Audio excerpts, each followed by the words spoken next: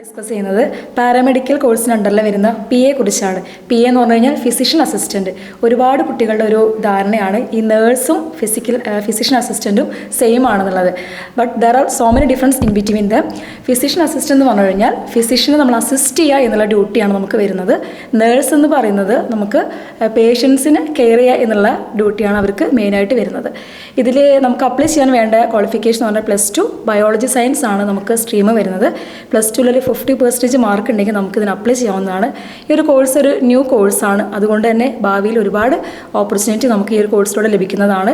ഇന്ത്യയിൽ തന്നെ ഒരുപാട് ഓപ്പർച്യൂണിറ്റീസ് ഉണ്ട്.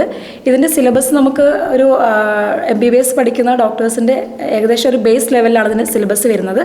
കാരണം അവരുടെ ഡ്യൂട്ടി എന്ന് പറയുന്നത് തന്നെ ഡോക്ടറെ കെയർ ചെയ്യുക, അസിസ്റ്റ് ചെയ്യുക എന്നുള്ളതാണ്.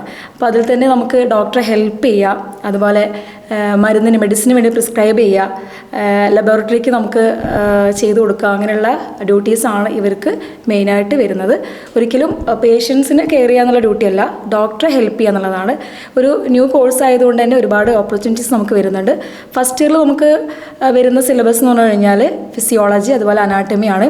സെക്കൻഡ് ഇയറിൽ നമുക്ക് ക്ലിനിക്കൽ മൈക്രോബയോളജി വരുന്നുണ്ട്, അതുപോലെ ഫാർമക്കോളജി, അതുപോലെ സർജറി അനസ്റ്റിയോളജിസ്റ്റ് വരുന്നുണ്ട്. അതുപോലെ തേർഡ് ഇയറിൽ നമുക്ക് വരുന്ന കാർഡിയോളജി, ദെൻ ന്യൂറോളജി, നെഫ്രോളജി ഒക്കെയാണ് നമുക്ക് തേർഡ് ഇയറിൽ പഠിക്കാൻ വേണ്ട സിലബസ്. അപ്പോൾ ഒരുപാട് ഓപ്പർച്യൂണിറ്റീസ് ഉള്ള ഒരു കോഴ്സാണ്.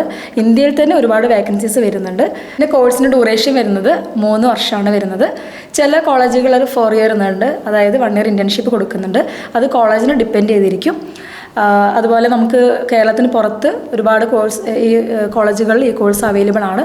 അപ്പോൾ ഇതുമായി ബന്ധപ്പെട്ട് നിങ്ങൾക്ക് അഡ്മിഷനായിട്ട് ഹെൽപ്പ് വേണമെങ്കിൽ ഞങ്ങളെ കോൺടാക്റ്റ് ചെയ്യാം. ഓക്കെ.